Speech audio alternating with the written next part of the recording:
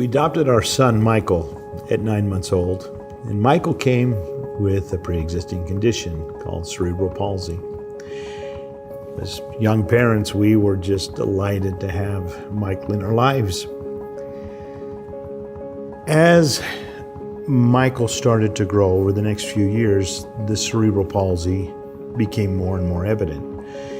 And about the time he started preschool, around 4 or 5 years old, Michael would walk with his arms above his head, kind of like this, kind of bouncing off the walls to maintain his balance. And so it was evident he was headed towards that direction to where a wheelchair would be coming up pretty soon. As parents, like any parents, we just wanted Michael to have the best life possible. And so we traveled to Mexico, England, Germany, various places here in the United States to look at therapies for children with cerebral palsy, to see if we could improve his quality of life. And everywhere we went, we were met with pretty much the same explanation. There is no cure for cerebral palsy. The best we can do is just exercise and diet and things like this to help improve the quality of life that he has. And as parents, that wasn't good enough. We felt like there had to be something more. There had to be something greater that could help. And when we went out of the country, Germany specifically, Mexico, even one trip to Japan, there was more hope there. There were more things in the works. There were more therapies available. And so that allowed me to start looking into different directions. Now, this is back in the 80s. The internet wasn't around. And so we were going to trade shows. We would go to health shows and health fairs. And I became introduced to a book called Mega Brain by Michael Hutchings. And that book became my new Bible, at least as far as it came for therapies for my son, Michael. And in there, through that book, I came across different therapies. And one of them was from Ohio State University of Medicine, Dr. David Clark, Dr. Margaret Patterson, a neurosurgeon out of Scotland, Aberdeen, Scotland, Dr. Persinger at Laurentian University in Toronto, Canada. And these three doctors had been pioneering different therapies. They didn't know anything about each other. Dr. Clark was working with spinning a child in a chair to help develop the inner ear. And he found that this was helping with all sorts of neurological issues. Dr. Persinger was using lights and different flashing lights to the eyes to help stimulate left and right brain connection. And then Dr. Patterson, a neurosurgeon, was developing microcurrent that would be applied just behind the ear or to the earlobe that was helping the brain create new neural pathways. Well, these three things were pretty important to me. And so as we looked into this and started working on this, we eventually developed a machine that later became known as the theta chamber, and Michael was our first recipient of that technology. And what we did now, at the time we had this, Michael was now almost 8 years old. His cerebral palsy was becoming more and more an issue in his mobility. And at the end of that, it was a 21-day course based on what Persinger and Clark and Patterson were doing. There are different protocols. And so we did that for Michael for 21 days. And at the end of that 21 days, there was a little bit of improvement in Michael. I mean, he seemed to be processing information faster. His mobility was a little bit better. It was the next 6 months that were magical. In those next 6 months, Michael's mobility became almost normal. He transitioned from handicapped school to a normal school. And Michael is now 40 years old, will be 40 this June, and he's a second-degree black belt, speaks multiple languages to some degree or another, and physically, you would have never known that Michael ever had cerebral palsy.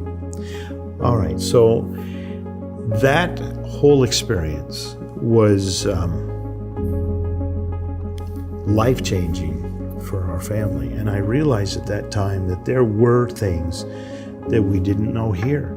And that led me on this journey, which has brought me to where we are today in 2022. We learned about frequencies. We learned about different therapies. We learned about our belief systems. We learned about what we say to ourselves, how all of these things affect us. Well, in 2008, my wife and I were in China attending a medical convention, and there was a booth there from Russia that had developed a scanner that scanned the body through frequencies through the brain. Well, this was my new real big interest. And we went to their booth. We experienced a scan, a digital body scan with these big transducers on our head. And it nailed us. It showed us everything that was wrong or awry in our bodies to the T.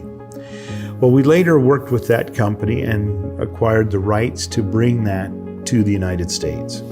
And we did that until about 2012. And then when technology had advanced, in other words, Windows 10 came available, the software wouldn't be stable anymore. And as we worked with the company, they had decided to bag it. This software had been written in the late 80s, early 90s on software that nobody supports anymore. And so they basically says, you're pretty much on your own. And so over the next 2 to 3 years, we rewrote all of that software, all of their information on today's technology and for today's platform and software. And it became the AO Scan. And we've been promoting the AO Scan since 2012. And it was a big system.